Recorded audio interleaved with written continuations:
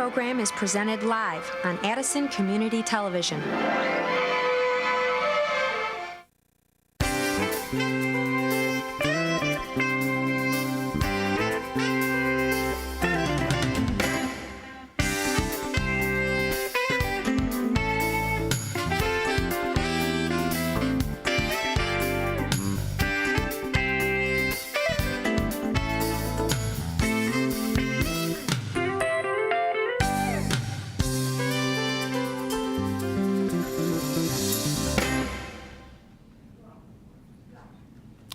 We'd like to welcome all of you to the 8th Annual Shape of Addison Town Meeting. I am Jack Mensching from Itasca Bank Trust Co, and I will act as the moderator for tonight's forum. We are very pleased to work with all of the taxing bodies that are here for tonight's program. We hope all of you will find these, we hope all of you have found the previous town meetings to be informative and a good vehicle to have your questions answered. Tonight's program is live with the residents at home. We're excited to be able to reach so many people and let them participate also. Each speaker will have approximately 5 minutes to talk about their recent accomplishments and the future plans of their organization. We always give the mayor more time, because he gets the most questions. After everyone has had an opportunity to speak, we'll entertain questions from you.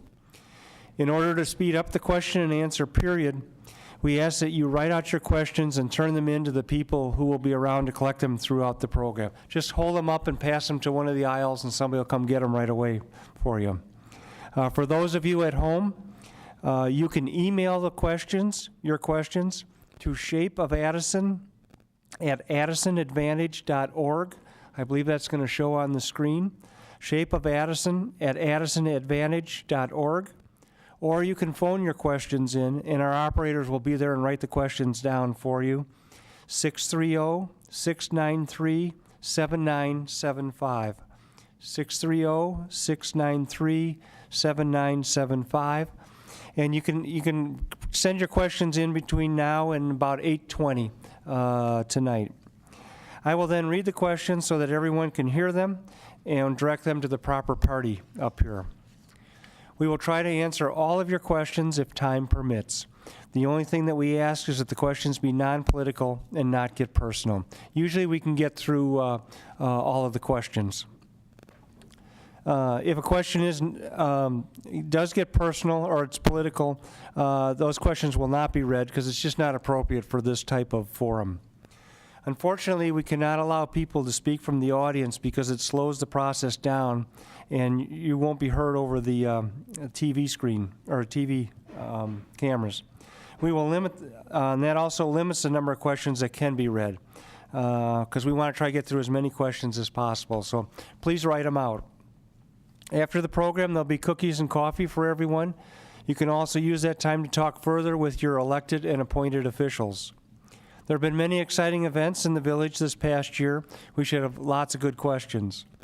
Our speakers tonight are going to be Dave Williams, Board President, Addison School District Number 4, Mike Super, Board President, Addison Fire Protection District Number 1, Joe Welkomer, Board Vice President, Addison Park District, Lisa Knopf, Board President, Addison Public Library, Donna Kraft Kane, Board President, DuPage High School District 88, and Rich Veenstra, Mayor for the Village of Addison. Many of our speakers tonight have brought people from their organizations to handle any questions which may get technical. They're all seated over to my right. We ask that they use the microphones when they do answer. I also hope that if any members of anybody's boards are in the audience, that the speakers will introduce them so that we can all see them. Our first speaker tonight is Dave Williams. He's president of Addison School District Number 4. He's been on the board for 15 years, been president for 9, and lived in Addison for 35. Dave? Thank you. First of all, I'd like to thank the Itasca Bank Trust for their sponsorship of the 8th Annual Shape of Addison Town Meeting. This evening, I will highlight a few of the ongoing programs affecting Addison School District 4.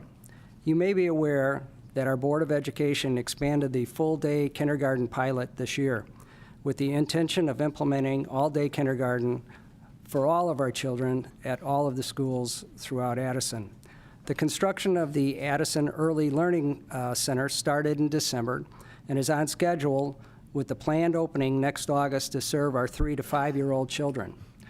The Board of Education is proud to pay for this construction project with existing funds and will work within our budget moving forward.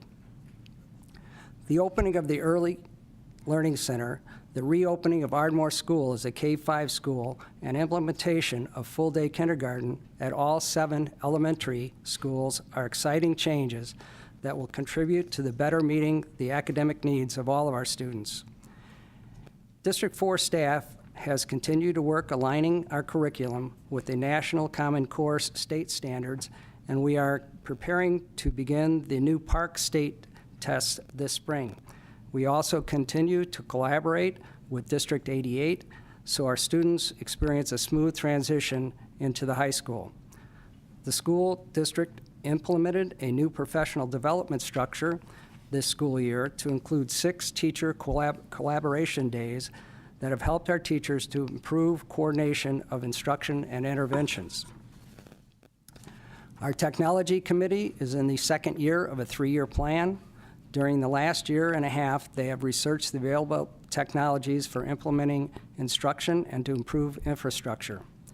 They will be piloting teacher and student computers this spring with the intention of making a recommendation to the board for replacing our aged computers. Over the past year, we have completed major roofing projects, improved security, replaced gym lighting, and maintained reasonable class sizes, all while working within our budget and utilizing grants that are available to us. Of course, budgetary issues will be a challenge going forward due to the dramatic decrease in CPI. I appreciate the opportunity to tell you what's going on in District 4, and Superintendent Langton and I will address any additional issues you may have during the question and answer segment. Thank you. Thank you, Dave. Our next speaker is Mike Super. He's the board president of the Addison Fire Protection District. He's been on the board for 14 years, been president for 3 years, and lived in town for 31 years. Mike? Thank you, Jack. Good evening. It's my pleasure once again to participate in this annual town hall meeting. On behalf of my board of trustees who couldn't make it here tonight, Charlie Baxter and Deagle Rocca, I am representing us at this time. I would like to thank the Itasca Bank and the Village of Addison for the opportunity tonight. I would also like to recognize our fire chief, Don Markowski, who's seated here. Also not present is my deputy chief, Joe Leone. Please give Joe and his family prayers. His daughter is not doing very well.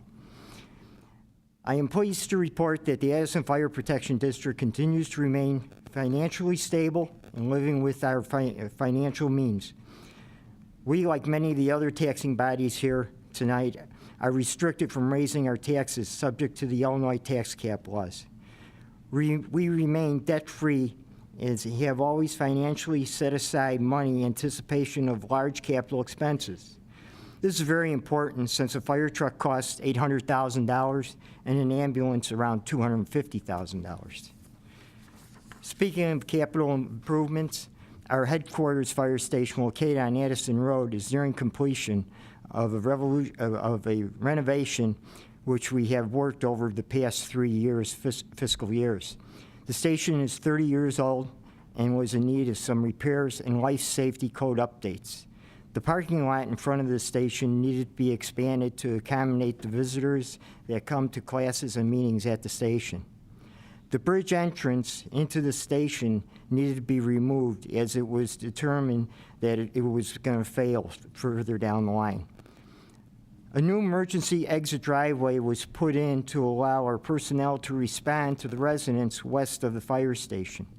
This driveway will save over 3 minutes of our response time to all these residents. Although 3 minutes may not seem a long time, it can mean a difference between life and death.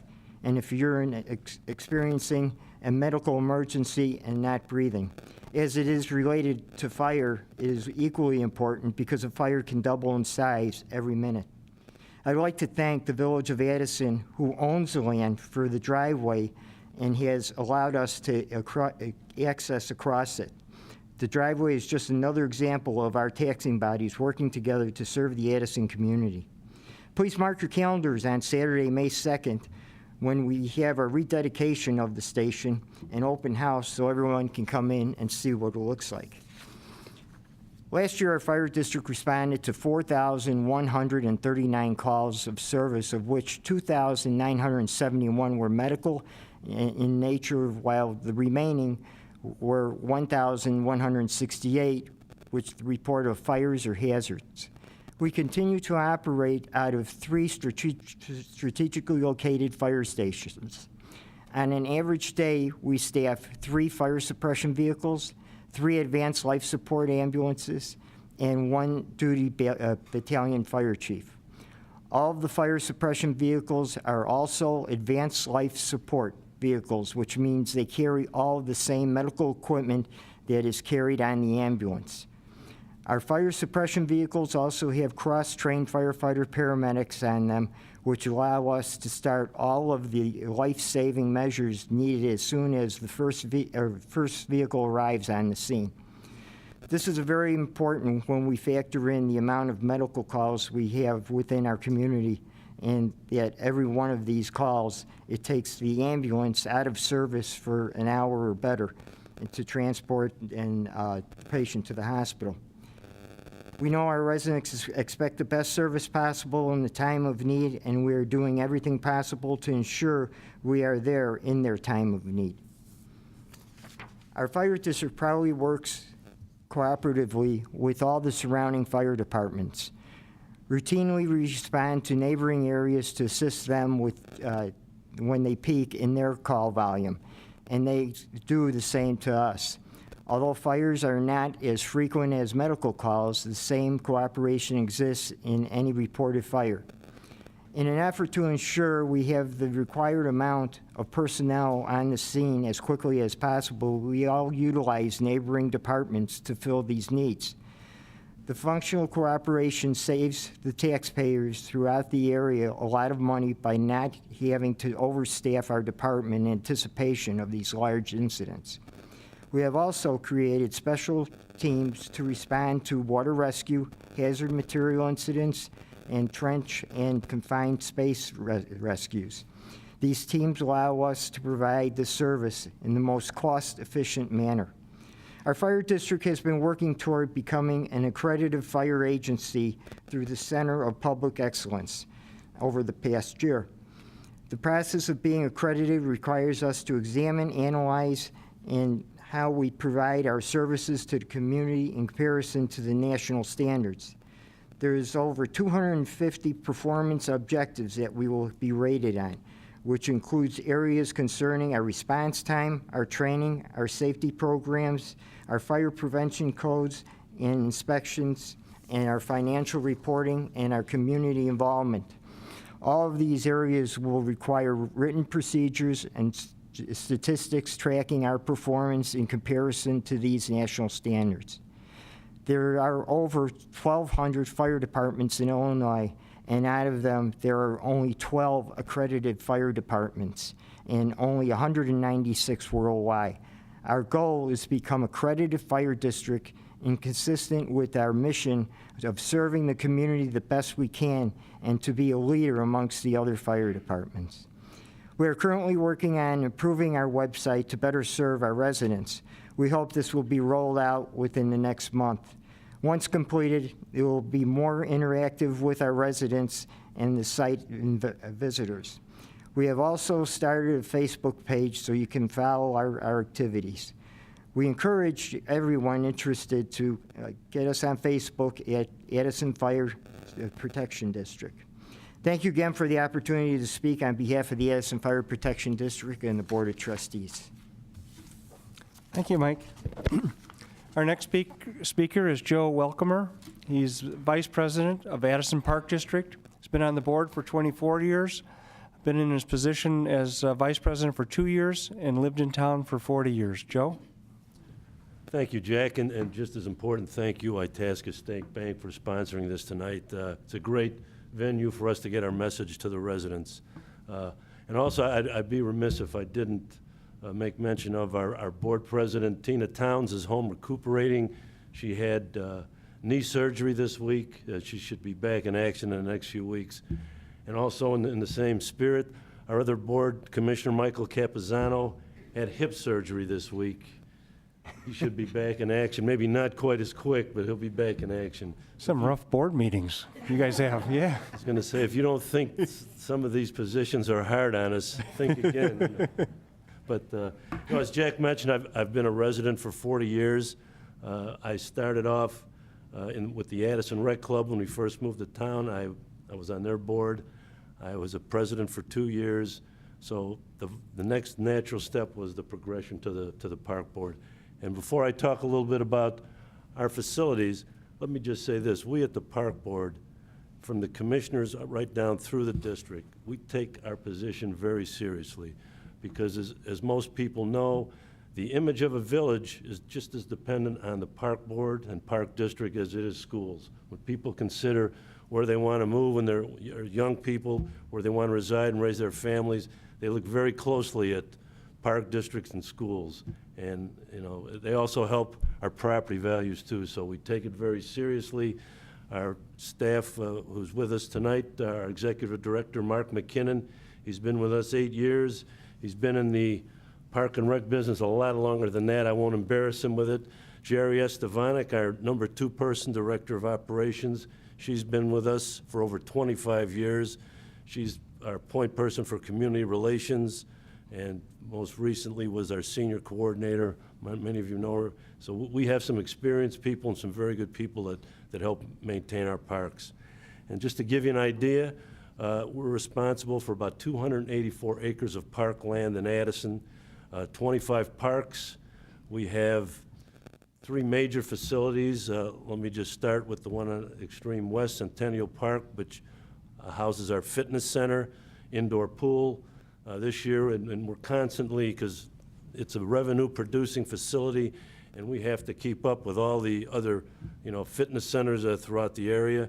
We're constantly changing equipment, updating it, touring it all the time. It's done very well for us. Moving a little bit east, our golf dome, with the Links and Tees operation, indoor facility, outdoor facility. This is about the 5th year in a row, maybe the 6th year in a row it's been voted in the top 50 in North America, not the state of Illinois, but North America. And if any of you have been over there and met with our manager, Charles Sims, you'd have a hard time disagreeing with me. He does a wonderful job. He's a golfer himself. And this year, maybe you'll watch, one of the new programs they're putting in is what they call foot golf. It's not to be confused with the foot wedge, which many of us golfers are familiar with. But foot golf is played with a soccer ball. You navigate around the golf course in soccer style. The holes are behind the greens, probably about the size of manhole covers, and that's how you score. It's been very popular with some of the youth. We're trying to get some of the soccer crowd.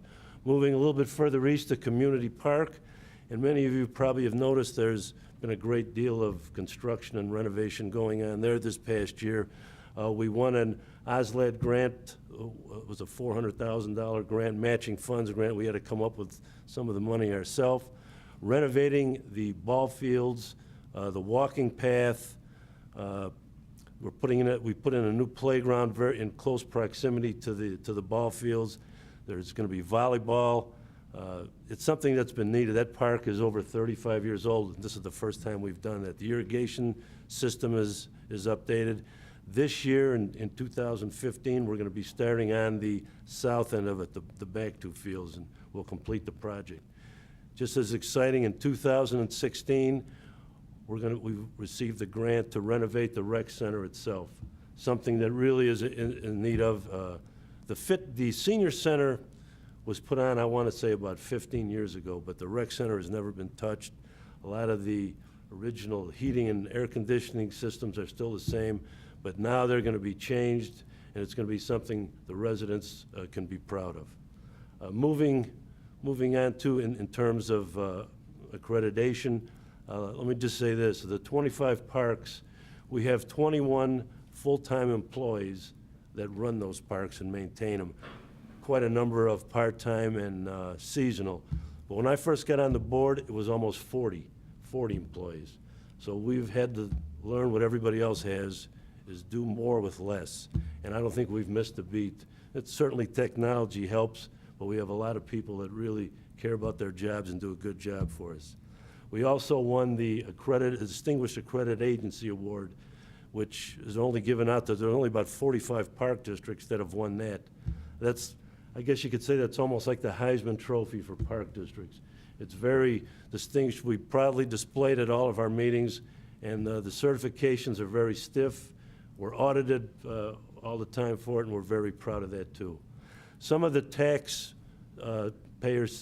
some of the tax savings that we're doing this year, for the past few years, we've had what we call Park Pride, where the residents come out and help us do the sprucing up of the parks, pull weeds, do some planting, mulching, that type of thing.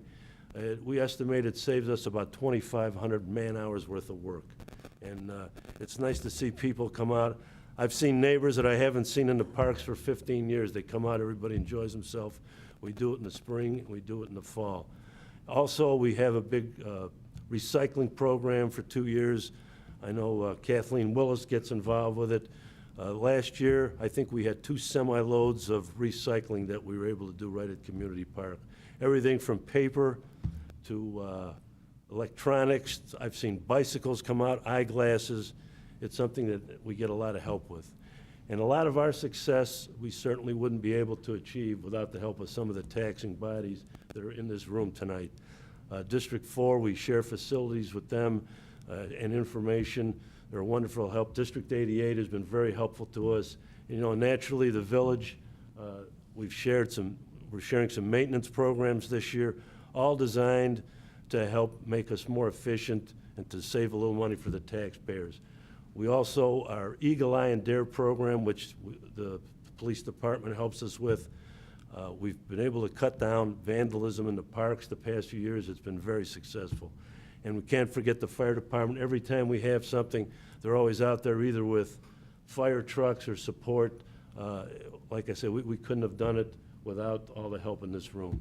The last thing, we're also a partner with a group called NESDRA, that's the Northeast Special Education Group. They are an organization that offers special for adults with special needs and some of those type of programs.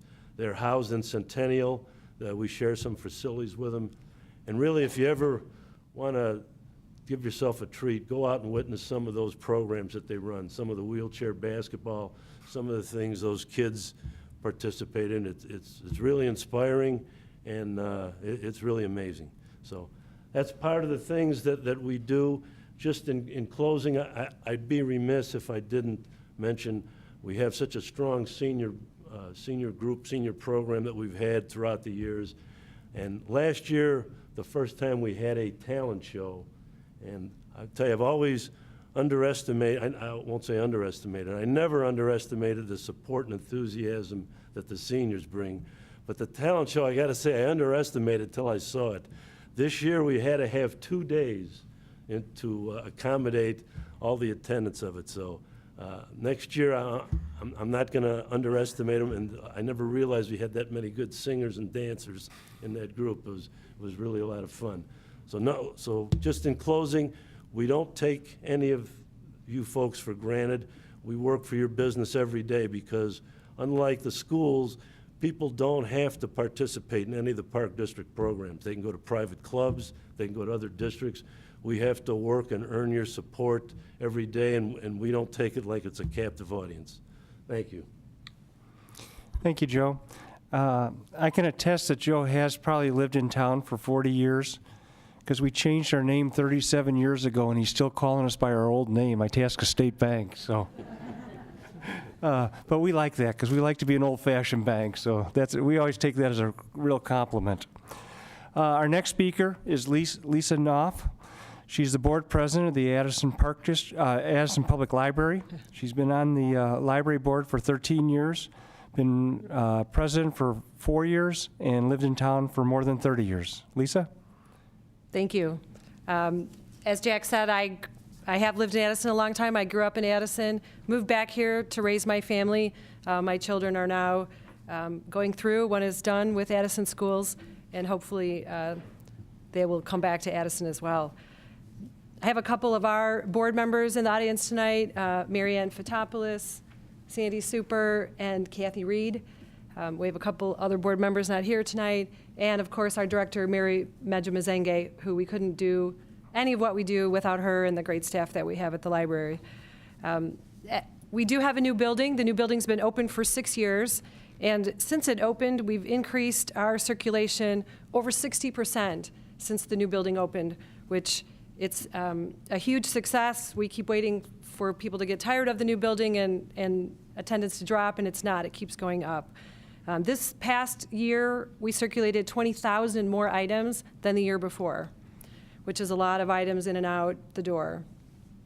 Starting with children, as the schools know, the early childhood learning is increasingly important to children's success in school. We have added programs for our youngest patrons, more programs for the youngest patrons. We've expanded our play and learn area down in the children's department. This past summer, we added a baby summer reading program for the first time, which was very successful. We've added more art, music, and science programming, more bigger and expanded Spanish language programs, and every one of our bilingual Spanish story programs is full to capacity every time we hold it. And it's not just our Spanish-speaking families, but our non-Spanish speaking, those that want to learn a second language and expose their children to learning a second language. Our teen use has skyrocketed, and not only because we're across the street from Indian Trail, but because we've expanded our teen area in the library, which was not in the old building, and we have one in the new building. Every day during the week, we have between 60 and 100 teenagers that come. We have a teen librarian, and now we're adding another one to handle the number of students that we have coming in, the number of teenagers, and also adding additional programs. We adopted last year a behavioral program similar to that used at District 4 and District 88 called PBIS. We've been retraining our staff on how to communicate with teenagers, how to reach them, how to engage them in learning, not just reading books, but using the materials that we have. Our staff is monitoring the floor, making sure that adults have quiet areas to work, but also that the teenagers are comfortable in the building. And adults are not left behind. We have lots of programs for adults. We've added more and more emphasis on technology. In fact, our adult attendance programs almost doubled in the last couple years. We've got more topics for programs than we ever had before. If you like Zumba, if you like yoga, we've got those classes at the library, courtesy of our friends at the Park District. And in February, we're even going to have a class on online dating. So if you don't have a date for Valentine's Day, come to the program. We've got tools for patrons to digitize old photographs, turn your VCR tapes into digital movies, laptops and iPads that you can check out, staff that's trained to tell you how to use them. You can stream music and music and movies and books from your device anywhere in the world if you connect to the library website. Our summer reading program increased hugely over last year. We had over 1,000 kids read almost 12,000 hours last summer. About 1,000 teenagers and adults came and read hundreds of books. It's really a community program. Everyone comes together, you can win prizes, and we're getting people into the building to enjoy some of the facilities that we have. And since we are here with all the taxing bodies, I want to touch on some of our partnerships. The Children's Department now features a rotating art program with students from District 4, and we have a monthly artist reception for that, the artists that participate. We're working more closely with Lutherbrook on integrating their residents into coming to use the library. We're working more closely with the Henry Hyde Center and the Switchboard to provide parenting classes and resources for teen parents and a food drive for the Switchboard. The College of DuPage teaches ESL classes, and those are free, and we've had over 70 students come twice a week since last fall. COD will also be offering high school equivalency testing, also known as GED, and family literacy classes in the future. We've worked with the Health Department and VNA Healthcare on the Affordable Care Act, and we are the Health Department's top off-site enrollment location for the Affordable Care Act.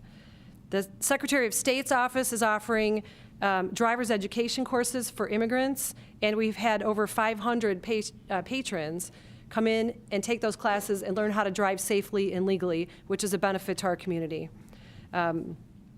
And we've had more than twice as many outside groups coming into the library to use our meeting rooms and our meeting space, and we hope that they continue to do so. So in the spirit of partnership, and as busy as our building is, we use every inch. We're currently working with an architectural firm, one of the firms, some of the people that helped design the building, to redesign the space, make the most of the space that we have, maybe add some more meeting space and more features that patrons are asking for. All of this you get for about a nickel on every dollar that you spend on taxes, on your tax bill. We're serving all of the residents of Addison, regardless of the language that we speak, and we think it's a great deal. So come over to the library, see what we have. It's not the library you remember as a kid where we make you shh and be quiet, but it's an engaging place, it's a community gathering place, and I would be remiss if I didn't touch on one other absolutely fabulous feature. It's called Perks and Possibilities. We serve coffee in the library, cafe, and the students from District 88, our special ed students, work that cafe. They're learning job skills and learning how to serve the public. So come in, buy a cup of coffee, meet some of our students, and enjoy our facility. Thank you. Thank you, Lisa. Is that online dating a confidential program, or are you going to tell my wife? No, you can just sign up with the first name. Oh, just okay. come. Just checking. Our next speaker is Donna Kraft Kane. She is the board president, DuPage High School District 88. She's been on the board for 11 years, been president for 4 years. And Donna? Thank you. Good evening. I would also like to thank Itasca Bank and the Village of Addison for hosting this opportunity for us to be able to share with the community the great things that are happening in District 88. I would also like to thank the District 88 Board of Education members, Lisa Lulo and Jay Irving, who are here this evening, as well as the administrators, Dr. Helton, Superintendent, as well as Principal Adam Sabolka, who are also here in attendance. First, I would like to take a moment to recognize District 88 Board Member Mark Johnson for his years of service to District 88. Mark was diagnosed with bone cancer this past spring and passed away on December 13, 2014. Mark served as the District 88 Board of Education, served in the Board of Education since 1999 and was president from 2003 to 2011. He graduated from Willowbrook in 1966 and received the school's Distinguished Alumni Award in 2012. All 4 of his children graduated from Willowbrook, and Mark's impact on District 88 will live on through the successes of our students and the bright futures they pursue. He was dedicated to this district, to this community, and to the students. And Mark was truly a friend to all of us, and he will forever be part of the District 88 family and will be greatly missed. As we head into the second semester of 2014-2015 school year at District 88, we're happy to announce it has been another great year. Each and every day, our staff, Board of Education, parents, and community work together to accomplish our mission and to build futures for our students. Students from Addison Trail Class of 2014 are attending colleges and universities in 16 states and Canada. In total, they are accepted to more than 100 colleges and universities in 25 states. Our sister school, Willowbrook, had similar successes. As a district, our graduation rate is above the state level at 90%, and we're excited to have more students than ever taking advanced placement courses, which allow them to experience college-level work while still being in high school and getting college credit. District 88 also is above the state level in terms of the percent of students who meet the ACT college readiness benchmarks in English, reading, science, and all subjects, and is at the state level in math. We continue to implement the new Common Core state standards and to prepare for the new state assessment called the PARCC exam. We are excited to share that Addison Trail and Willowbrook have been named as top high schools by Newsweek and as America's most challenging high schools by the Washington Post. This is the second consecutive year that both schools have received both honors in the same year. District 88 has received this same national recognition since 2008. Addison Trail and Willowbrook also have been named as best public high schools in the Chicago metro area in the 2015 niche rankings, and District 88 is ranked as 47th in Illinois. While we're very proud of all these accomplishments, we're even more proud to continue our focus on celebrating the successes of all of our students. Our goal is to help each student to reach his or her full potential, and we monitor this individual growth throughout the year. But our students succeed beyond just the classroom as well. From raising money for cancer research, to hosting blood drives, to helping at local shelters, to participating in community events such as Park Pride Cleanup Day and Salt Creek Cleanup Day, giving back is a cornerstone for District 88 Pride. You also can see students and alumni from our state compliant transition program working at the various places in the community, including the Perks and Possibilities Cafe, which we heard about before, as well as the Culvers on Lake Street. Our District 88 Foundation also continues to be successful. Last spring, the foundation implemented many grants for staff members to develop instructional opportunities to benefit students, and we look forward to offering those again this year. We participated in the Addison Mayor's Community Charity Ball in November, and we'll host the Dennis Doyle 3-on-3 Classic District 88 Foundation Basketball Tournament on March 7th at Willowbrook. And also the Partnership for Inspired Education, which is the foundation which supports not only District 88, District 4, 45, and 48, is holding a fundraiser on March 15th at Drury Lane for the West Side Story. And those proceeds and the money raised through the auction benefit all the school districts and help encourage innovative learning. And tickets can be purchased online through the partnership through the PI Foundation website. Our number one priority at District 88 is to create a safe and secure environment for our students and staff, and we continue to work with officials to ensure we maintain that environment through conducting drills during the year. We also remain focused on maintaining a stable budget to be fair and fiscally responsible to taxpayers despite a challenging economy, and we're happy to announce the district continues to receive strong financial ratings. Another goal of District 88 is to ensure our students are prepared with the 21st century technology skills. We have increased student access to technology by allowing students to check out refurbished computers from the schools, as well as the Addison, Lombard, and Villa Park libraries. And the District 88 Foundation has bought mobile beacons to give students internet access while off campus if they don't have access otherwise.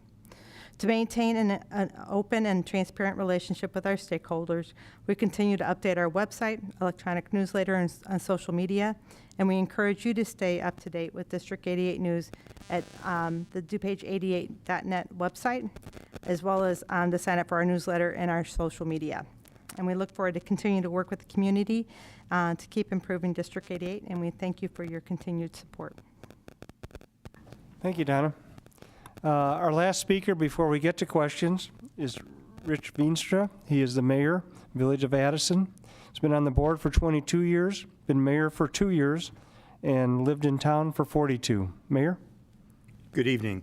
I want to thank Itasca Bank for once again sponsoring the Shape of Addison, and to give a special thanks to Jack for monitoring and emceeing tonight's event.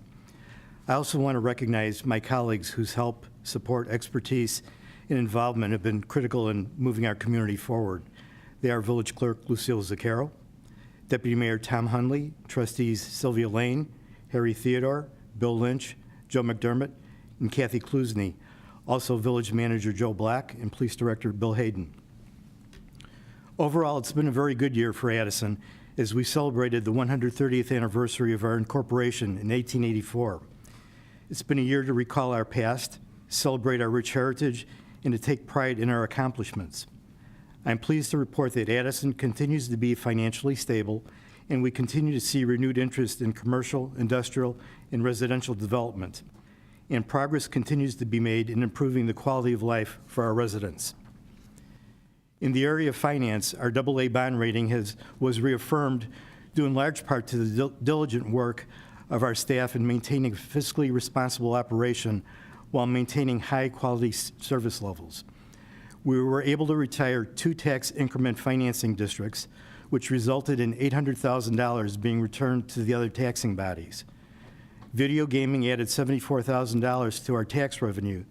This additional revenue is specifically designated to support community events such as Rock and Wheels and other venues designed to increase community spirit and involvement. In the area of community development, we've had some wins, some delays, and a few changes. The expected expansion of Jet Bright Car Wash was postponed until this coming spring. We anticipate that that project will proceed as originally proposed.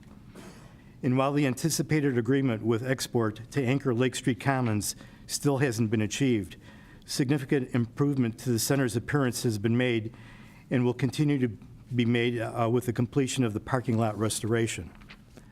Several businesses have opened there, and we continue to work with the owner to secure a quality anchor for the center. The board recently rezoned the property to allow for a wider variety of potential businesses. The renovation and expansion of the former mobile gas station on the corner of Lake and 53 was to be completed in 2014. Issues with wetland, design changes, and garnering required agency approvals has put the project back 1 year. Those issues have been resolved, and we anticipate that the project will proceed to completion this year. On the east side of town, J.C. Plaza has changed ownership, and plans have been approved for renovation of the property. Full facade improvement, as well as downsizing the current footprint of the vacant John's Restaurant, will provide a revitalized center that should again begin a retail development of that area. The vacant dental profile building will become a new dental office, as well as the corporate headquarters for a 12-office dental chain. Centennial Plaza, long a pain point in terms of vacancies, has been sold, and we anticipate a resurgence in that plaza. Currently, there are several viable businesses expressing an interest, including Buffalo Wild Wings, Chick-fil-A, and Texas Corral. These businesses have also expressed an interest in the former Home Run Inn site. Popeyes will be tearing down the former Taco Bell building for their new location, and ATI, a physical rehab business, will take over the vacant KFC building. Caputo's will be expanded and updated to mirror the feel and offerings of their newer stores and to be more effectively competing with Mariano's and other similar food stores. On the residential side, several exciting projects are in the works. 2 senior housing projects are currently being discussed. One to be located behind Jules is in the final stages of negotiation. The second, to be located in the vacant property owned by St. Paul Lutheran Church, is still in the formative stages, with several options being explored. William Ryan Homes will build 60 single-family homes with a price point from $400,000 to $600,000 on the old golf course property. Plans have been approved, and groundbreaking is scheduled for spring. Additionally, plans are being reviewed for a proposed townhome development on Rolling Road with price points in the $350,000 range. In terms of infrastructure improvement, the $4.2 million Swift Road resurfacing project, funded by a $3.5 million federal grant, was completed on time and within budget. And yes, it was an IDOT project. And perhaps the biggest surprise of 2014, the IDOT Illinois Route 53 project was completed. The 2-year project that lasted 4 years was wrapped in late 2014, with only a punch list left to be completed when the weather breaks. With the assistance of an Illinois Environmental Protection Agency low-interest loan, we were able to undertake a $7 million project to replace 6 sanitary lift stations and to proceed with the replacement of a 45-year-old excess flow pump to increase capacity at our North Wastewater Treatment Facility to 17 million gallons a day, minimizing flooding and surcharging of the mainline sanitary sewer system during moderate to heavy rainfalls. We also completed the Westwood Creek Stabilization Project, which was required to prevent the continued erosion of the stream banks which threaten the Green Oaks Court area. In terms of quality of life, both for residents as well as for business, a safe community is essential. It's the village's responsibility to provide that safe environment. Programs that have been initiated or supported by our police department are a cornerstone of that effort. Our crime-free housing program continues to be a model for other communities. Because of efficiencies derived from well-developed workflow and staffing patterns, our consolidated dispatch center is able to provide services far exceeding those of county-wide systems. Because of those efficiencies, we currently provide dispatch services to Bensonville and Bloomingdale, and will be adding the County Forest Preserve as well as several other communities in the very near future. The Henry Hyde Resource Center has become a major stabilizing force in the Michael Lane area. With our staff working with the residents of that area, we've been able to develop positive relations based on trust, not fear, an essential step in developing community and community pride. In the light of all the national controversy involving police and police tactics, it's important to note that we have been utilizing a policing model based on relationship building, a people-centric model. Our police are there for the community. As a result of these initiatives, index crimes in Addison have decreased 26.3% over the past 7 years, most notably between 2012 and 2013. Yes, Addison is a safe place to raise family and to own a business. In terms of new amenities, Town Center Park, a 2-acre passive park that includes a walking path, landscaping, benches, and lighting, located adjacent to Jewel, was completed late 2014 and will be dedicated this coming spring. We're also currently working on plans to improve our village green to provide more attractive and comfortable settings for ongoing community activities. The O'Hare expansion has caused significant challenges to many communities, including Addison. Addison is one of 11 communities that are members of the Suburban O'Hare Commission, SOC, which has actively opposed changes made with the airport expansion that results in increased noise levels in our communities. We're working together with state legislators, DuPage and Cook County officials, as well as various community groups to effect changes that minimize the impact on our communities and to protect the quality of life for all of our residents. Technology and transparency go hand in hand, and we've been developing our use of technology to provide as much information to the public as possible. In addition to our website, addisonadvantage.org, we provide an e-newsletter, and we have Facebook and Twitter accounts to provide a quick source of information to the community. This year, we also initiated our Code Red program that allows us to reach all or portions of the community with critical information essential to health and safety. We're now in the final stages of initiating the Addison Connect mobile app that will allow users to submit requests for service or to notify the village of issues that need to be addressed. Anyone who's spoken to me has to know I have a firm belief that Addison is unique in its resources, location, and spirit that is unmatched by other communities. I also believe that to compete successfully with other communities, those attributes need to be recognized, celebrated, and promoted. Our various governmental agencies, services, organizations, members of our business community, and church groups individually do remarkable things. But we are a community, and that suggests collaborative action and involvement that promote the common good as well as the individual good. And that has been the focus of our Addison Advantage Task Force. Over the past year, we have seen remarkable results when groups work together in support of each other to achieve their goals as well as help build community. The Memorial Day service, which historically was sponsored by one organization, the VFW, had 12 other organizations participating in an expanded program that reached more residents and reflected the Memorial Day message in a moving and meaningful manner. Our Church Leadership Council, composed of pastors of local churches, brought their individual congregations together to celebrate an interfaith service, a Thanksgiving service. Tomorrow evening, they will co-host a dinner bringing together families of various ethnic backgrounds to discuss and explore ways to unite all segments of our community and to erase the divides brought about by cultural and language differences. They also are working on projects to provide relief for the needy and less fortunate of our community.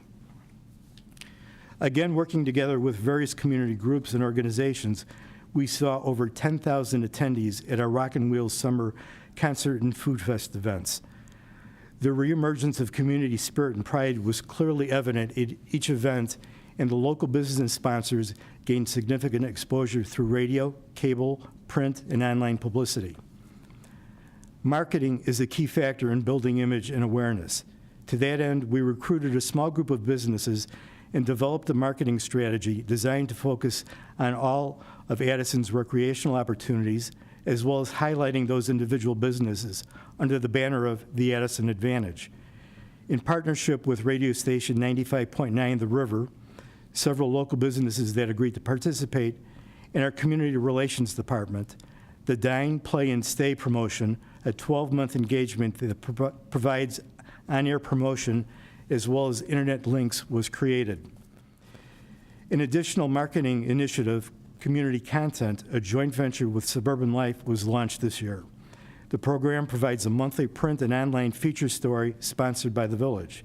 This coming year, we'll continue to focus on refining our marketing strategies and hopefully engage more of our community businesses in that event and effort. To that end, we will also be hosting our first annual Addison Home Improvement Expo in the Village Hall Rotunda on February 7th and 14th. It will be an opportunity for local home improvement retailers and contractors to showcase their businesses for our residents. As we look ahead to the future of Addison, we have and will continue to work closely with Chicago Metropolitan Area Planning in developing long-range plans for growth and development that are consistent with our region, as well as maintain strong involvement with the DuPage Mayors and Managers Conference, the Illinois Municipal League, and other organizations that can speak with a common voice to achieve our regional needs. Clearly, much has been accomplished this past year, but as always, there is much more to do. You've heard me say one person, one group alone can't make it happen. Working together through true intergovernmental cooperation is critical, but just as critical is the need for our residents to work together to become all we can be. It does take a community, and that requires purposeful involvement by its members. We have the talent, we have the resources, we have the opportunity. We can either reach out and embrace the challenge, or we can sit back and wonder why nothing ever changes. My friends, the choice is ours. Do we aspire to be the best we can, or do we settle for average? Do we watch other communities pass us by, or do we choose to lead? The future of Addison is and will continue to be bright as long as we, together, recognize our individual value and, just as importantly, recognize the power and advantage of working together with all elements of our community. For only in that unity and spirit of cooperation can we fully realize the Addison advantage. Thank you very much. Thank you, Mayor. For those of you at home, feel free to call in your questions, 630-693-7975, or you can email your questions to shapeofaddison@addisonadvantage.org. We've got a lot of good questions here. I think my first question that I'm just making up is going to be, do you think they're having this good of a time at the College of DuPage meeting tonight? Oh. If you haven't read the papers, check it out. I think it's a little noisier there. First question for the fire district. Are there plans to replace ambulances, and if so, what kind and how many? What will be done with the old ones, and is there any talk about running a fourth ambulance? What is now the current staffing of each station per shift? What is the new agreement with the village for vehicle maintenance, and is the village mechanics able to fix the fire engines? I can repeat some of that if you want. Or I can go one at a time.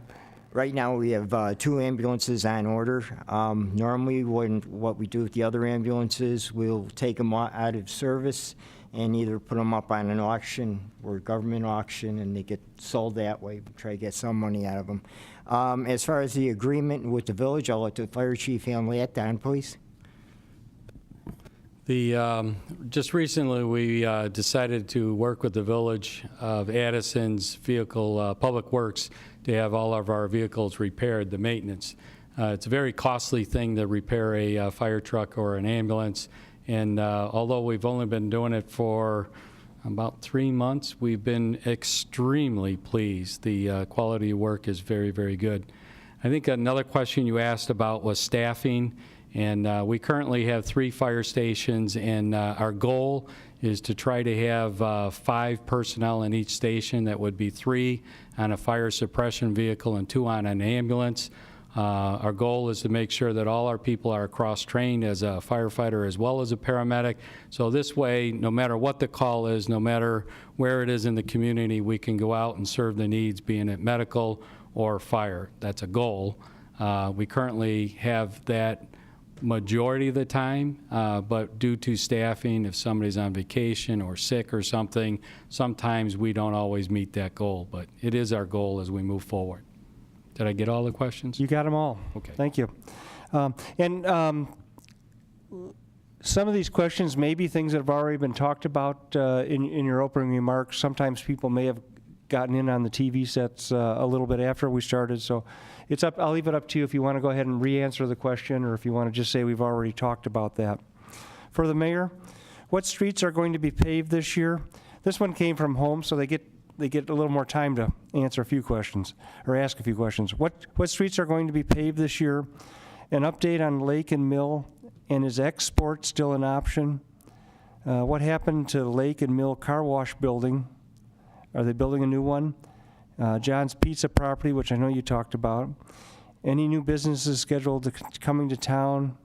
And with the 50 new homes coming to town, are there any plans for a bigger grocery store? Well, I think we hit on a lot of those already. Lake and Mill Car Wash, plans are moving ahead. Export, very, very doubtful that that's going to happen. The owner's looking for other possible anchors for that. As far as streets, we have a program where we try to hit all the streets in the village once every 20 years. We try to do about 10 to 20 miles of road a year. So that's a project that's ongoing. I don't know, Joe, if you've got a list of the streets. We do publish the potential streets that are in the plan each year. But it's an ongoing process. We, several years ago, hired a consultant to assess all of our streets in town and to prioritize and create a rotation. So we follow that rotation, and obviously when we have difficult winters and there's emergent needs, we will go for emergent needs first, but there's a plan in place to hit all the streets once every 20 years.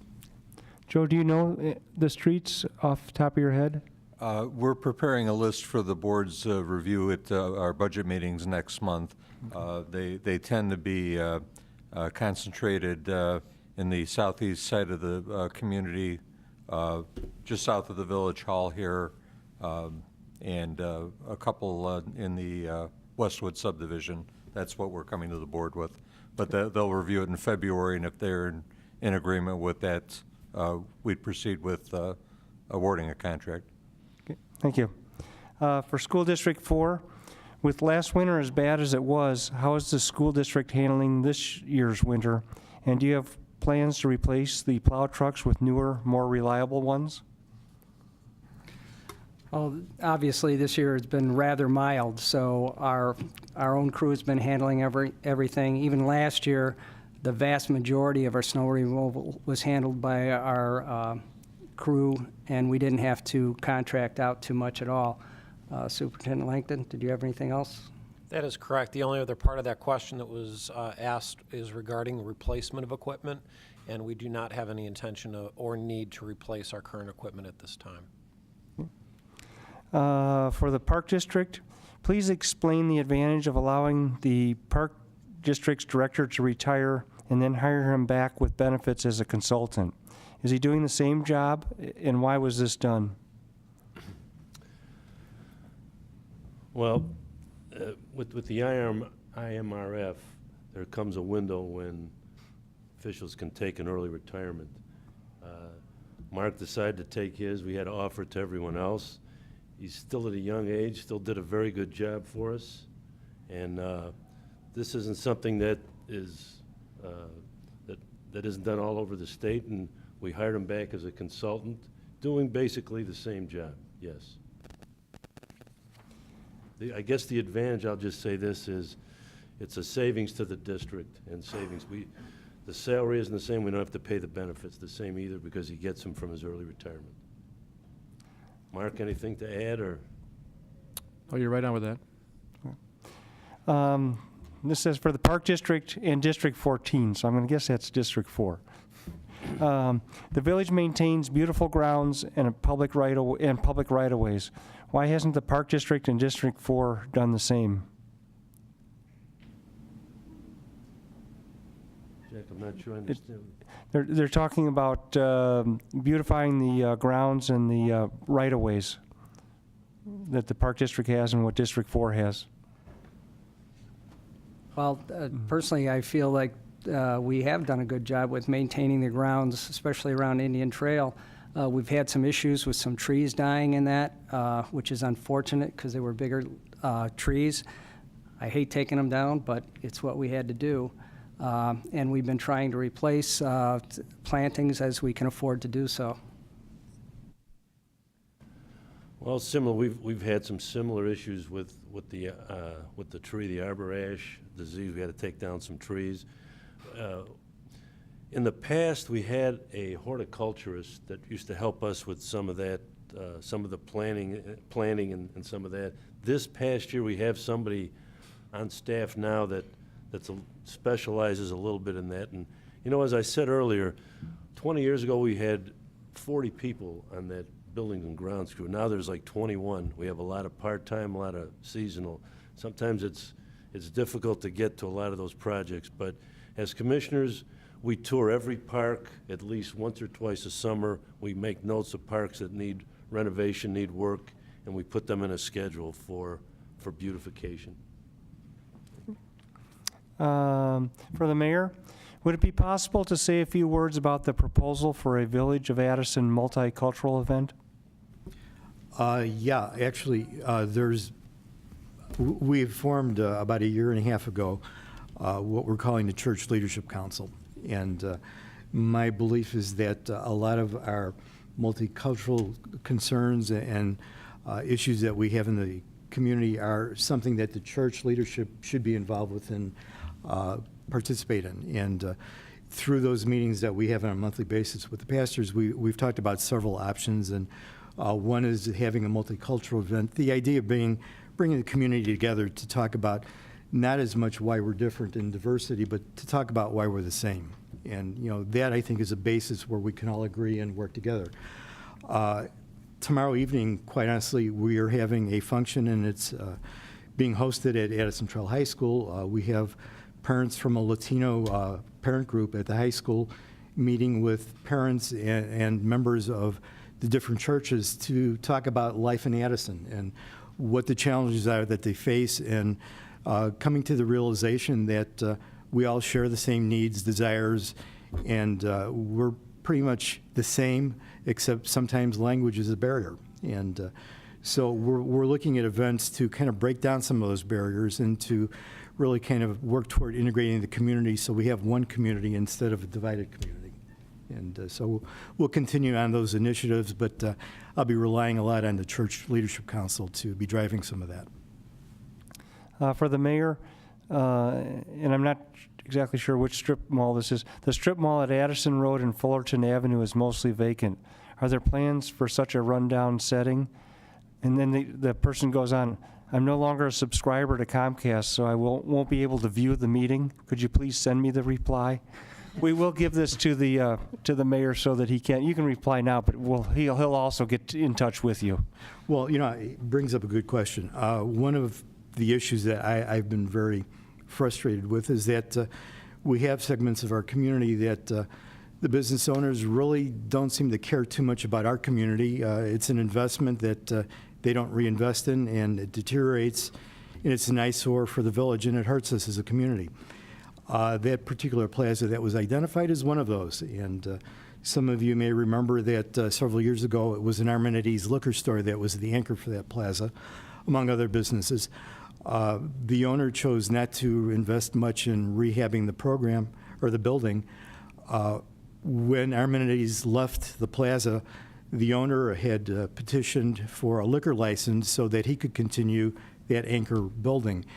And at this point, as the liquor commissioner, I have refused to issue that permit for alcohol because we feel that he needs to invest in that plaza.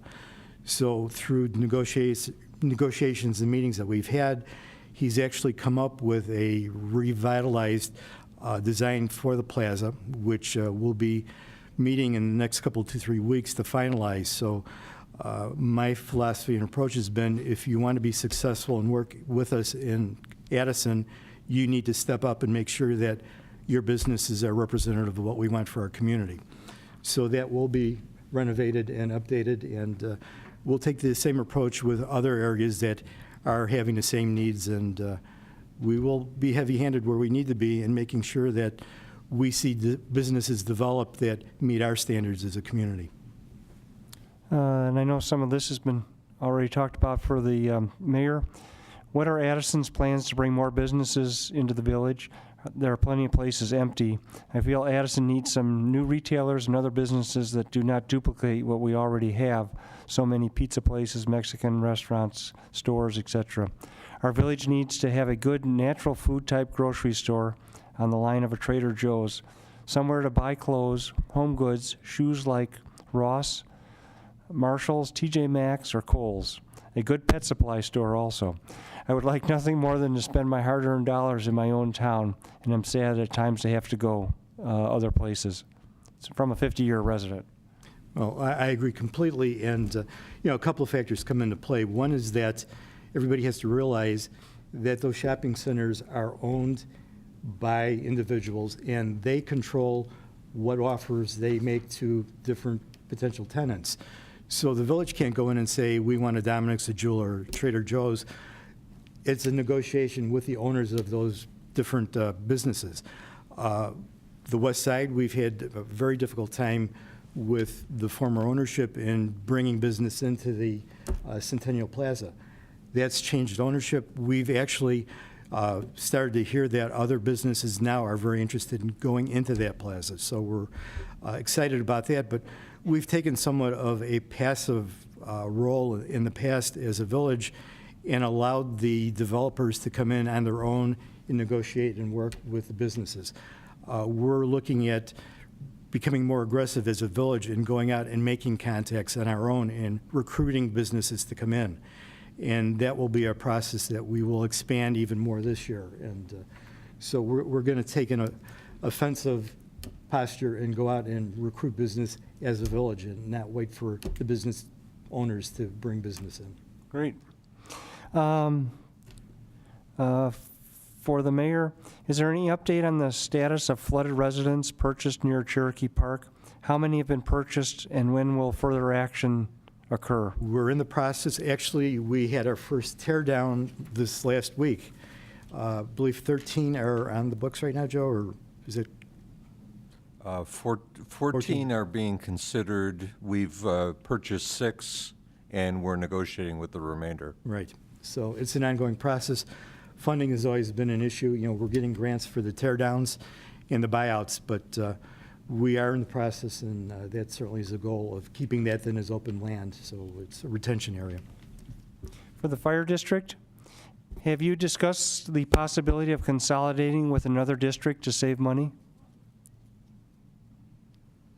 We're consolidating now. We're working with the other districts at this time. I mean, we do mutual aid, which has been out there for years. We're not looking at doing a total consolidation. I've been to a couple of seminars where I was talking with the banker. He says if you consolidated all these fire districts together, you could do it in 11 years, but then you'd all be broke. For the mayor, I'm not sure what's behind this one. When were you elected, and when is the next election? I think they're anxious to vote for you, and they want to get to vote I'm not sure again. I want to answer that one. I've been a trustee for 22-plus years, deputy mayor for 8. I was elected 2 years ago in April, so this is my first term as mayor, and the next mayoral election will be in 2 years. For the mayor, I live in the... This is piling on, you realize it, don't I know, but it's kind of the way they come. I live in the, is it Highwire subdivision. When will the gas company finish their project? It's High something. Highview subdivision. When will the gas company finish their project? Joe, you have an update on? The utility companies are doing a number of maintenance projects throughout the town. Right now, Nicor is replacing supply lines in several neighborhoods. I believe that's probably what they're talking about. It's going to be ongoing during the next couple of months. And ComEd is also in the process of putting in smart meters, which that's basically between ComEd and the residents. But they are in the process of going throughout the village and updating those meters. For District 4, will the parking improve on Ardmore in front of the Ardmore School with the opening of the school with the K-5 classes? Definitely. We've got a total redesign for in the front of the school and a redesign along the south side of the school, which should resolve a lot of the issues that I know have been frustrating to some of the neighbors there. For the mayor, there's two people that have asked, what are the plans for the old Dominic's and Fannie Mae property? Well, again, it's privately owned property, and the export physical fitness is probably not going to happen. There are 2 or 3 different businesses that the owner, Manny Raffidia, has been talking to.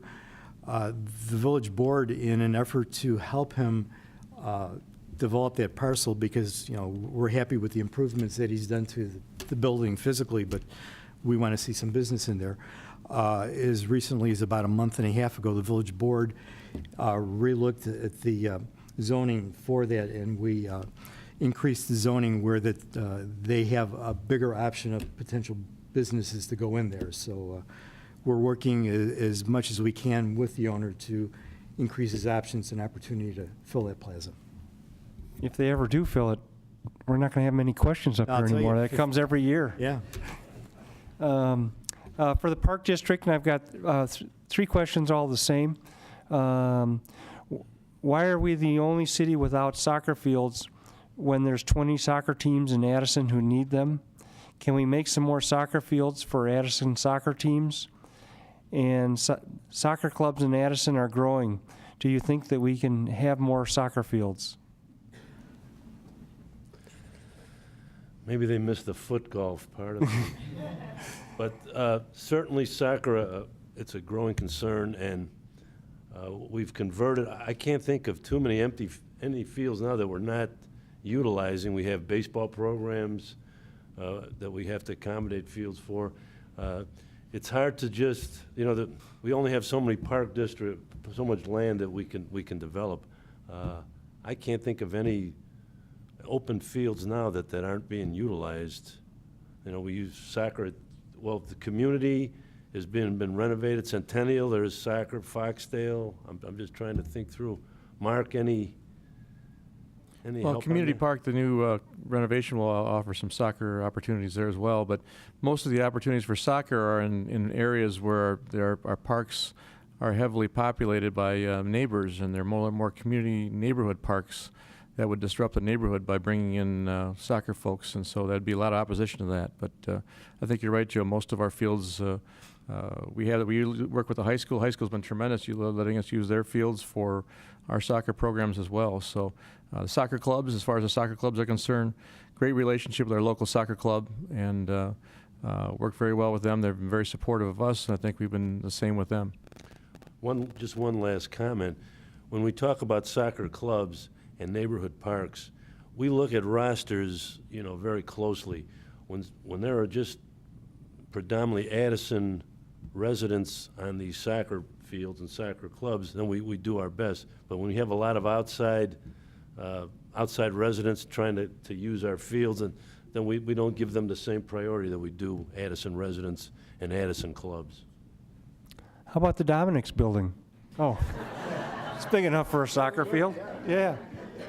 We've finally gotten rid of that question. Okay. For the mayor, is there an ordinance as to when Christmas decorations outside need to be removed? I did not write that, but could you call my neighbor? Oh. There actually is, and you know, I don't think we've been really very aggressive in enforcing it, but there is it 45 days after the holiday, all decorations should be taken down. But you know, if that's the biggest issue going on in town, you know, if it's obtrusive, if it's, you know, a lot of light display that continues to go on, yeah, that's an issue. But the ordinance does call for 45 days after the holiday. I've just got a dog that likes to bark at the snowman that's lighted all night. So, and if you're at home, there's just about 5 minutes to send in any more questions. So please get them in. We're we've got only about a dozen more questions, so we can use more if you have them. For the mayor, are any more restaurants coming to Addison? Well, there's 2 or 3 pizza places that are coming in, but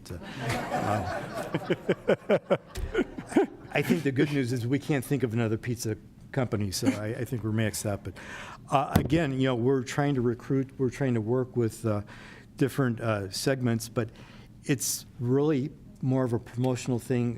One of my goals is to see, as John's is renovated and the facade improvement, I'd love to see that as a restaurant row. We could use certainly a couple of different ethnic restaurants in that area, and my goal would be to see maybe a pub or something also going in that area. And we're working on it. We're talking in terms of community development and getting some people that focus on bringing businesses into town to see what they can do to help us out. Sad story. My mother-in-law came to live with us 6 months ago, and we were telling her about the cheeseburger pizza. So we came over to Home Run Inn, and it was closed. Yeah. I don't think she believes there is a cheeseburger pizza, but that was a good one. For the village or the park district, what can be done to encourage local businesses to clear and shovel snow on sidewalks surrounding their buildings? Is there also a village ordinance? That can't be the park district. It says APD. Police department. Okay, village or police department. We do not have a specific ordinance which requires people to shovel their driveways and things like that. It's probably appropriate for everyone to shovel them and be kind to everyone, especially mothers with kids and senior citizens who want to get out in the winter and do some exercise. But there's no specific enforcement for that, no. District 4, how is the district addressing the low academic rate as opposed to other districts? Well, actually, our growth rates are comparable or exceed comparable districts from around that have the same cross-section of student body. So we're actually quite proud of the growth that we've had recently. Superintendent Langton? I would concur with that. If you pay attention to any educational institution currently in this country, there's a lot of discussion regarding just looking at scale scores and comparing scale scores compared, or a status model compared to growth measures, which is what Mr. Williams was referring to. The state assessments, there are many concerns with the previous state assessment and then the new administration of the park assessment this year. Once school districts get used to that format and students really get up to speed on that assessment, because it's very different, hopefully we're going to have much more reliable state assessment data to use. But currently we use a lot of local assessment data that our teachers are administering at every grade level, and the results of that are very positive. Listening to everybody talk up here, and it is very true. I hear it every year here in Addison. The cooperation amongst the taxing bodies is it's a huge thing for villages, and not all villages are that fortunate to have the taxing bodies that work together. They compete against each other, but so much more gets done when they work together, and you're very fortunate here in Addison to have that cooperation. For the mayor, what would you attribute the high number of failed businesses and empty buildings on Lake Street? Well, I think a big hit was the economic downturn, and really, if you pay attention to other communities, there's pretty much the same scenario in other communities. There are a lot of vacant properties. We tend to probably focus more because we live here and are very sensitive to it, but Addison certainly isn't unique in the number of businesses that have been lost over the last 5 or 6 years with the economy. I think really the test is going to be for us to see what we can do in the next year to 2 years in bringing new business in.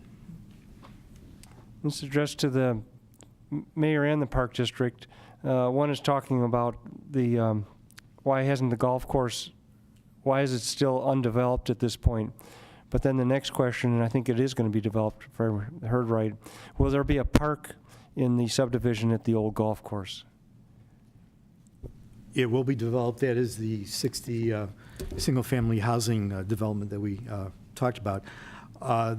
There is significant wetland on that property, so while there won't be a park per se, there will be open area that will be at least walkable, and so there won't be a park, but there'll be significant green space in there.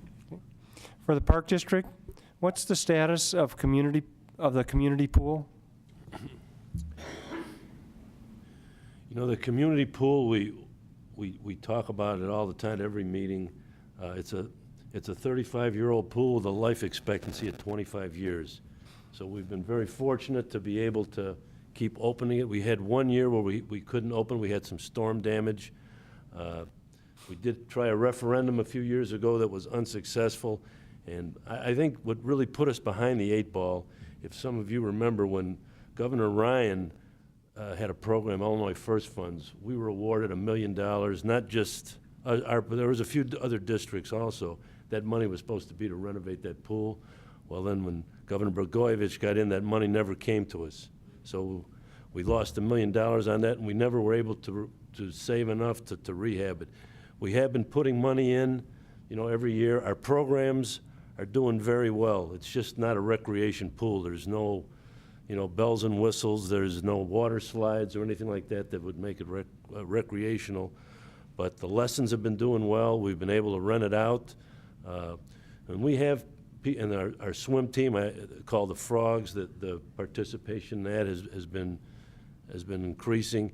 And also, I think with the District 88 having a swim team the past few years, their success has kind of helped our success with it too. So, long answer to your question, we plan on opening it again this year. We've put some money into it to renovate the locker rooms and that and make it acceptable. We don't anticipate any major repairs, but as I said, it's an older facility, and we have a staff that works hard to keep it going. So we plan opening this year. The governor's losing those grants for you. That's criminal. They should be thrown in jail. Oh, excuse me. Okay. See, not enough questions. I get time to tell jokes. So, this is for everybody. Okay. Are all your budgets from the taxing bodies available to the public? And if so, where are they located to view? The village does post online, and they're available also for review in person here at the Village Hall. Likewise for District 4, it's online, and if anybody would like to come in and discuss the budget, they're welcome to do it. The same is true for District 88. Same with the Park District, but you can view it at the community park on Oak Street on the east end. The same is true from the library, and you can come into the library and take a look at it as well. You can come in the Fire District and take a look at it also. Okay. Good. Coffee? 2? For the Fire District, were the residents in the unincorporated areas charged for the address signs, or did we, the taxpayers, have to pay for them? Why were they needed in this era of GPS? No, they did not pay for the signs. We have a foreign firefighters tax. The foreign firefighters board decided to buy the signs for the people, and we install them on an everyday basis with personnel on board. Don, do you have anything to add? The only thing I'd add is, especially in the unincorporated areas, it's very hard to see those addresses of those homes. And many times the addresses of the homes don't coincide with where their driveways are. So for the first responders coming in there in the middle of the night, it's very difficult to find those homes. Seconds means the difference between life and death. And so I fully support those signs being out there. For District 4, regarding the expanded early learning, is it available to all students, and how much will it add to the annual budget? It's going to be opened up to students, at-risk students to begin with, and then beyond that, if we still have capacity for other students. And I don't have the exact figure on the budget. Superintendent Lang, do you remember that? Actually, the Early Learning Center programs will not add anything to our budget because those programs already exist. We currently house those programs at Ardmore Elementary School. So those students will simply be moving from that facility to the new Early Learning Center. What will add to our budget is the expansion of the full-day kindergarten program. And there you're roughly talking about $700,000 annually more than what we were spending previously. But we will be serving all Addison School District 4 students with full-day kindergarten. Mr. Williams is correct. The 3 to 5-year-old programs, those are for special education and at-risk children. A majority of those programs are funded through grants, both from the federal and state governments. And I'm down to the final 5 questions. That's for the people taping. For the Park District, do you plan on making any skateboarding parks in Addison available? You know, as a matter of fact, we do. That's part of the renovation. I failed to mention it. There's going to be a skateboard park in the community should be completed this spring. Also in that renovation, there'll be some outdoor volleyball courts, a pickleball court, not to be confused with a pickle barrel. It's a pickleball that's played a lot, I guess, down in Florida. And we've just been looking at some of the plans for the skateboard park now, fencing and that type of thing. But it'll be something that everybody will be happy with.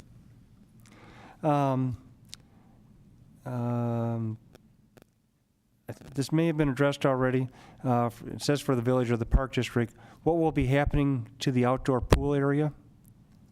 I assume that's community pool? Well, I can just say that we plan on opening it. As I said previously, we're making plans now for the chemicals and the renovations and the things that we need to do to get it open. You know, we did add a few years ago a splash pad right out in front of it for smaller children. So, you know, there is a commitment to have a water area there. So we'll be opening. You can come in and buy your pool passes starting, Mark, when you say in March or April? March. We'll be ready to sell pool passes. This one's addressed to the Park District and the Streets and Sanitation Department. Villa Park has a program in place to clean up the weeds and plant Illinois plants around the Twin Ponds on Ardmore. However, they tell me that there are no plans for the areas on the edges of Chatham Avenue. Does that make sense? Don't think I followed. Mark, do you? I'm not sure what they're referring to, where that is. That's by Westview, isn't it? Is that by? Say that. Westview, it's by Ardmore School, isn't it? Yeah. No, it's between Armitage and North Avenue. Oh, okay, that area. But the park there, Villa Park, they're cleaning up around V3, V5 is cleaning up around their pools, and they're gonna plant Illinois friendly. But along the fences by us, they're just letting it go. We have a jungle there. We have water standing and weeds and everything. And I called them, but I'm not in their tax district, so I didn't get called. We'll have to look into that. Right. Okay. Right. And maybe come up afterwards and explain it a little bit more too. Thank you. Second to last question for the tapers. For the village, for the mayor, is the village doing anything about the flooding in the spring? Aside from praying that it won't flood. No, we've done a lot of mitigation projects, and that's been an ongoing problem that Addison faced for years and years, and we've spent literally millions of dollars in mitigating and putting in systems. So, we talked about our pump that we're replacing. That alone will make a significant difference. The other thing that's really good news is that, again, is part of our relationship with the county and other municipalities. We're looking at plans that have been approved now to look at the damming up north, and where we are working to install a dam system that will slowly release water downstream. So once that's in place, that should significantly minimize a lot of the flooding that we get from Salt Creek and the tributaries that are coming from the north area. Have you thought about passing an ordinance of no more than 2 inches of rain at a time? We thought about Yeah. that. Yep. Okay. Let the police enforce that one. And actually, the last question is for the police, for the mayor. Why is overnight parking not enforced? The resident said he has to call regularly. Actually, overnight parking is enforced. It's not the highest priority, of course. Calls for service would be the highest priority. And then business checks, things like that, checking the community at night, making sure everyone is safe. But overnight parking, like I said, it is enforced. It's a lower priority. We write several thousand tickets each year in overnight parking. But having said that, we can't enforce every single car, on every single street, every single night. I would be lying if I told you we could. We just can't with everything else that occurs. We try to do the best we can with that. And I think the other thing that needs to be stated is that if a resident, for whatever reason, needs to park overnight, the process is they call the police department, the notice goes out that that car's been approved. Well, neighbors don't know that that's been approved. So sometimes they assume we're not enforcing it when in fact they've already asked for permission to be out there. Yes, absolutely.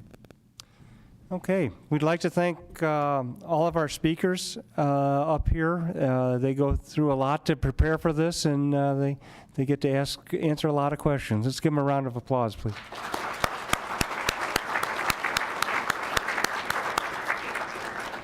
We want to thank you, the audience, for your participation in the 8th Annual Shape of Addison Town Meeting. It's not easy being up here and answering all these questions, so we look forward to next year's program. Thank you and good night.